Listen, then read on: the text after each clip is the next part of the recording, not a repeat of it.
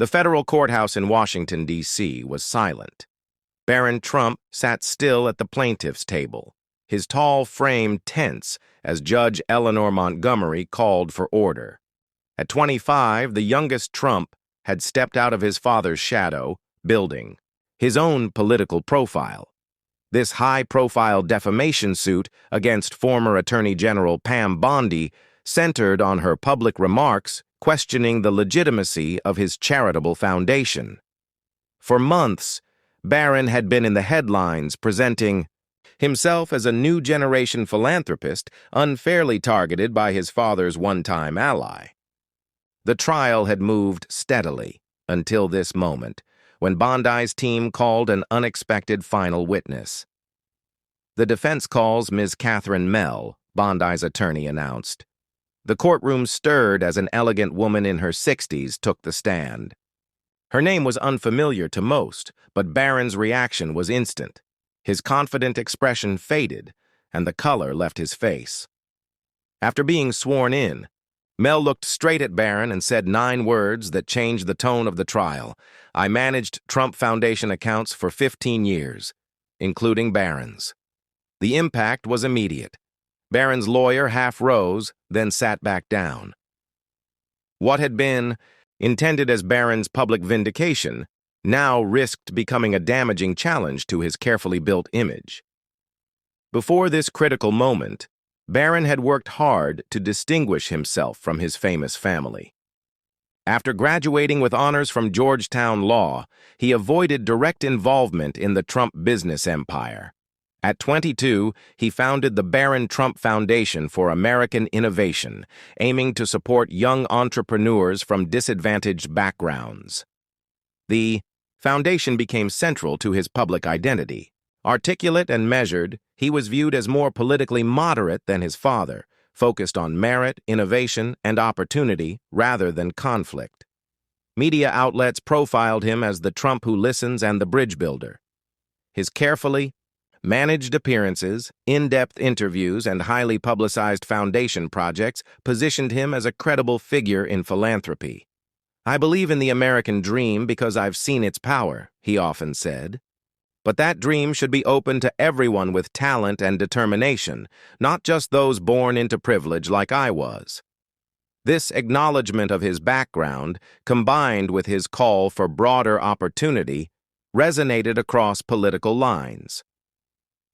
By 25, Barron had built significant goodwill. His foundation reported awarding more than $45 million in grants, focusing on rural communities and struggling urban areas. Annual reports highlighted success stories, former factory workers launching tech firms, inner-city youth developing, green energy solutions, and small-town entrepreneurs creating local jobs. Pam Bondi's path had been different. After serving as Florida's Attorney General and briefly in the Trump administration, she became known as a political commentator and advocate for accountability. Once an ally of the Trumps, she distanced herself over time, criticizing what she called personality-driven politics over substance. Their conflict began when Bondi, during a televised discussion on charitable accountability, remarked, "We've seen a troubling pattern with certain high-profile foundations, including the Barron Trump Foundation, where the public image doesn't match the financial reality. The numbers don't add up, and donors deserve transparency." Barron responded quickly with a $75 million defamation suit, alleging Bondi's comments were false and intended to damage both his personal and the foundation's reputation. The lawsuit claimed her remarks led to donor withdrawals and hindered the foundation's work. Media coverage framed it as both a legal battle and a symbolic clash between the Trump family and former allies. Barron's team released financial audits, they said, disproved Bondi's claims, portraying the suit as a defense of the foundation's integrity and its beneficiaries. Bondi stood by her remarks, saying the public had a right to know how influential charities operated regardless of whose name was on them. Her lawyers hinted they had substantial evidence but withheld details before trial. Public opinion leaned toward Barron as proceedings began. His visible projects, the testimonials from grant recipients, and his composed public demeanor supported a narrative of a philanthropist wrongly attacked. Few foresaw the shift that would come when Catherine Mell testified. The courthouse was tense as Mell took her seat. Calm and direct, she contrasted sharply with the unease now showing at Barron's table. Judge Montgomery nodded to Bondi's lead. Attorney Victoria Chun, you may proceed.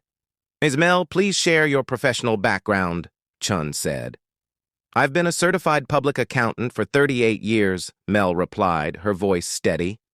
For the last 25 years, I specialized in private foundation accounting and compliance until my retirement last year. And your role with the Trump Family Foundations? I managed accounting for several Trump charitable entities from 2002 to 2023, including the Barron Trump Foundation from its start. In what capacity? I oversaw financial reports, compliance documentation, and internal audits. I had full access to all transactions and operational communications. At the plaintiff's table, Barron's lawyer, James Westfield, flipped quickly through files. Barron stayed composed, but his rigid posture revealed strain. When did you leave the Barron Trump Foundation? Chun asked. March of last year, about 8 months before Ms. Bondi's statements. And why did you leave? I resigned due to ethical concerns about the Foundation's operations and reporting. The room stirred. Several reporters leaned forward. Please explain those concerns. Objection, Westfield called out. Prejudicial and without foundation. Judge Montgomery paused, then allowed the testimony. Be specific, Ms. Mell. My concerns were threefold, she said. First, there was a large gap between publicly reported grant totals and actual funds transferred. Second, operational costs were being misclassified as program expenses. Third, I saw patterns where funds directly or indirectly benefited Trump family and business interests. Whispers swept the courtroom before the judge restored order. Let's start with the grant discrepancies, Chun said. What did you find? The Foundation reported $45.7 million in grants, but bank records show only about $8.3 million actually went to recipients, Mell explained. How was the $37 million difference accounted for? They counted pledged amounts and the estimated market value of mentorship or networking from Trump Organization executives as part of the totals, even when no cash was distributed. Chun displayed a press release on the courtroom screen. This claims a $2.3 million grant for rural entrepreneurs in Pennsylvania. Was that amount paid? Only $217,000 was transferred. The rest was marked as pending, but never distributed, though the foundation continued to promote the full figure. At Barron's table, note passing between him and his team grew constant. Now, about misclassified expenses, Chun said. The Foundation claimed 89% of spending went to programs and 11% to administration and fundraising.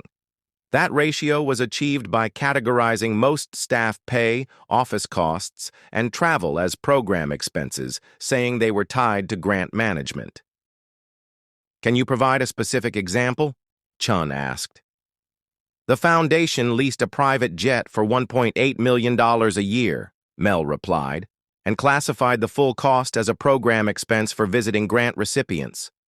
Flight records showed the jet was used mainly for Barron Trump's personal travel and Trump Organization business, with under 6% of flights tied to foundation activities. The murmurs in the courtroom grew louder until Judge Montgomery again called for order. Your third concern involved self-dealing, Chun continued. Please explain. The foundation invested in several technology startups that later contracted with or were bought by Trump Organization affiliates. In one case, it invested $3.4 million in a software company that 6 months later was acquired by a Trump subsidiary at a significant premium, effectively transferring foundation assets to the family business. Chun displayed another document. This annual report highlights a youth entrepreneurship program in Miami. What can you tell us? The program received $1.2 million from the foundation, but operated from a Trump-owned property charging above-market rent. The foundation paid $780,000 a year for space appraised at around $180,000. Westfield stood. Objection, Your Honor. The witness is offering opinions beyond her accounting expertise. The rental figures come directly from the foundation's own commissioned property assessment. Mel clarified. Overruled, Judge Montgomery said. Chun then showed a series of emails on the courtroom screens. Ms. Mel, did you raise these concerns internally before resigning? Yes, many times. I sent detailed analyses to Baron Trump and the Foundation Board outlining these issues and recommending corrective steps. She motioned to the emails. These span 18 months before I left. And how did they respond? Initially, they said the issues would be addressed. Later, I was told to maintain current accounting practices and assured that legal counsel had approved them. When I pushed for compliance with nonprofit accounting standards, I was sidelined from decision-making and eventually offered a non-disclosure agreement with a large payout. Did you sign it? No, I resigned. When Ms. Bondi made her public statements, were they consistent with your knowledge of the Foundation's finances? Yes. Her remarks about the public image not matching financial reality and the numbers not adding up reflected exactly what I had documented. At that point, Barron's attorney asked for a short recess, which the judge granted. As the odd courtroom cleared, reporters rushed to file stories on Mel's testimony, which was dismantling Barron's carefully crafted image. When court resumed, the atmosphere had shifted. What had been Barron's chance to clear his name had become a detailed scrutiny of his organization's practices. His confident look was replaced by a tense, guarded expression. Westfield began cross-examination sharply. Ms. Mel, isn't it true you were passed over for promotion before raising these so-called concerns? No, she answered evenly. I was the senior accounting officer reporting directly to the executive director. There was no higher role for me in the foundation's structure. But you sought a seat on the foundation's board of directors, correct? I expressed interest in an advisory role on financial compliance after I had already raised my concerns internally. Westfield shifted tactics. You presented selective information that gives a misleading impression. The foundation used standard accounting practices common in the nonprofit sector, didn't it? That's not correct, Mel replied. The practices I identified violate generally accepted accounting principles for nonprofits and may breach IRS regulations. For private foundations, she cited specific accounting rules and federal guidelines, underscoring her expertise. So the gap between committed funds and distributed grants is just a timing issue? Intent isn't relevant to reporting, Mel said firmly. Financial. Statements must reflect actual transactions, not planned actions. Some grants reported as committed in 2018 were still undistributed when I left in 2023, though they'd been counted in public totals for 5 years. As Westfield continued, it became clear he lacked Mel's technical grasp of foundation accounting.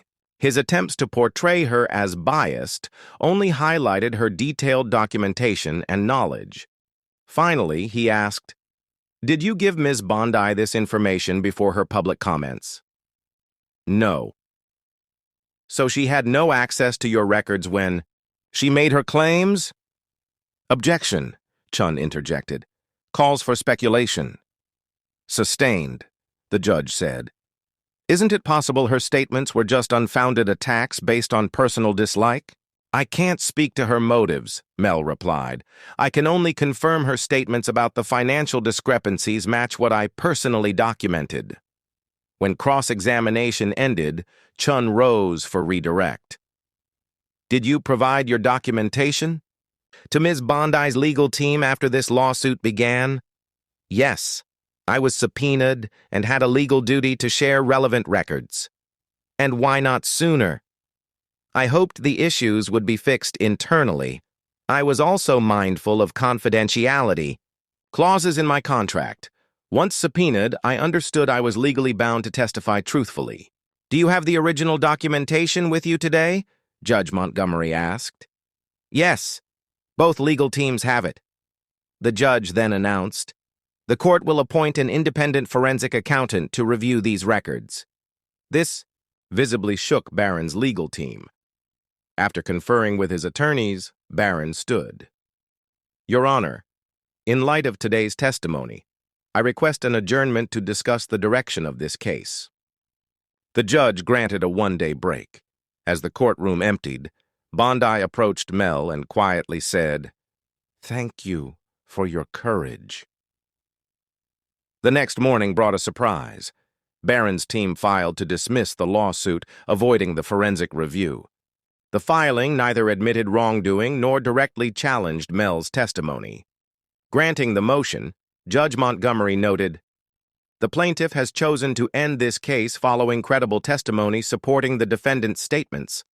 While no final ruling has been made on the Foundation's conduct, the record now contains sworn evidence available to relevant authorities. Barron left through a side exit without comment. Bondi addressed the press. This wasn't about personal victory. It was about ensuring powerful institutions operate with transparency and integrity. I thank Ms. Mel for her courage and hope others will speak up when it matters. The dismissal marked a complete reversal of Barron's original intent. What began as an effort to discredit Bondi's remarks had instead reinforced them, with sworn testimony and documented evidence in federal court. The fallout from the Barron-Trump-Pam Bondi lawsuit stretched well beyond the courthouse. Within hours of its dismissal, the story dominated coverage across major networks and online outlets. What began as a routine defamation case became a turning point for both philanthropic transparency and the Trump family's public image. For Barron Trump, the consequences were swift and damaging. The foundation he had built as a symbol of his independence came under intense scrutiny. Major donors froze contributions pending independent reviews, and several board members resigned over fiduciary concerns. Corporate partners linked to its entrepreneurship programs cut ties, removing its logo from their websites and promotional materials. The Wall Street Journal published an in-depth piece titled, Paper Philanthropy: The Gap Between Image and Impact in Modern Foundations, using the Barron-Trump Foundation as its central example. Experts in nonprofit governance described its operations as a textbook case of using charitable organizations for branding rather than measurable social benefit. Beyond the foundation, Barron's public persona suffered a severe blow. The image of a bridge-building Trump was replaced by headlines suggesting his style was simply a more polished version of the controversies long tied to the family name. Forbes dealt a particularly heavy blow, recalculating the foundation's real contributions based on Catherine Mel's testimony. If we accept $8.3 million in verified grants versus the claimed $45.7 million, wrote its philanthropy editor, the foundation drops from among the most efficient in America to one of the least effective in its category. Entrepreneurs, once showcased in the foundation's promotional content, began speaking out. A Detroit tech founder told CNN, "We got $25,000, which helped, but the foundation's marketing claimed $250,000. We were pressured to use that higher figure in our public statements."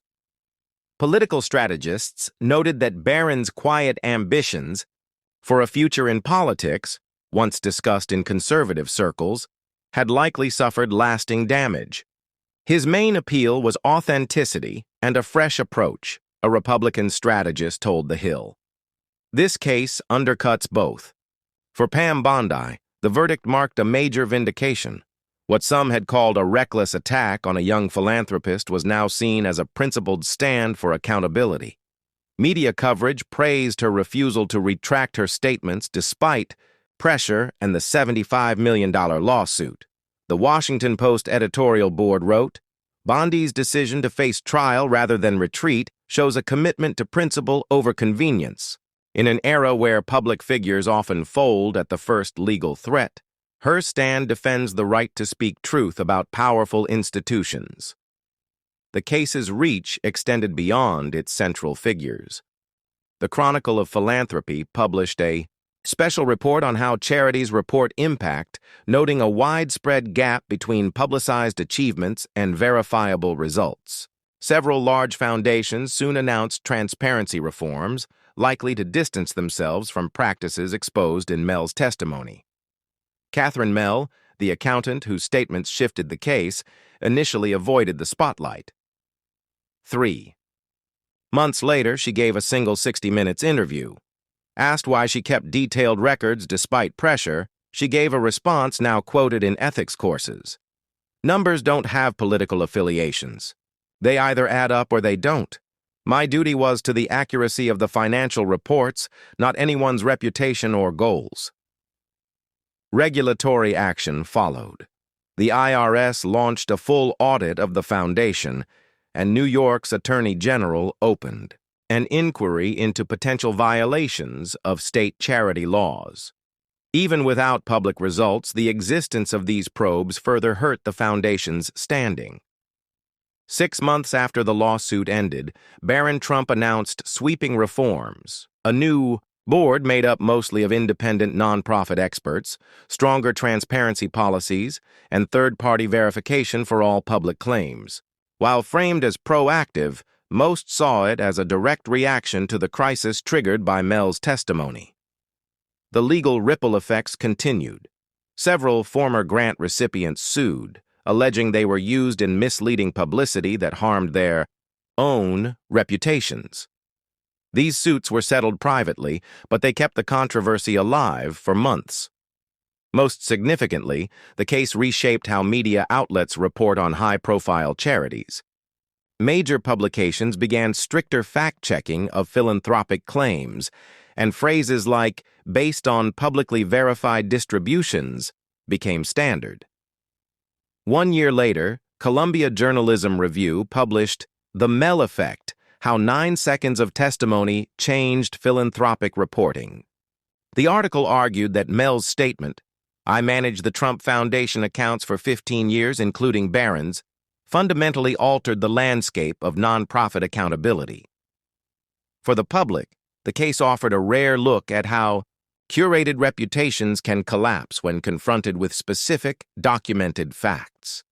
Letters to editors and social media posts praised Mell's integrity and Bondi's resolve. One widely shared comment from a retired teacher read, "I don't care about party politics. When powerful people use charity for image instead of impact, everyone loses.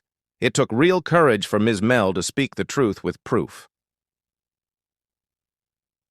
The lawsuit entered the broader conversation about power, transparency, and the divide between public image and private reality.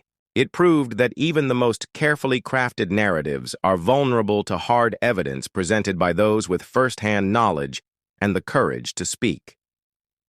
As one political analyst reflected 2 years later, the most powerful moment wasn't the details of Mell's testimony.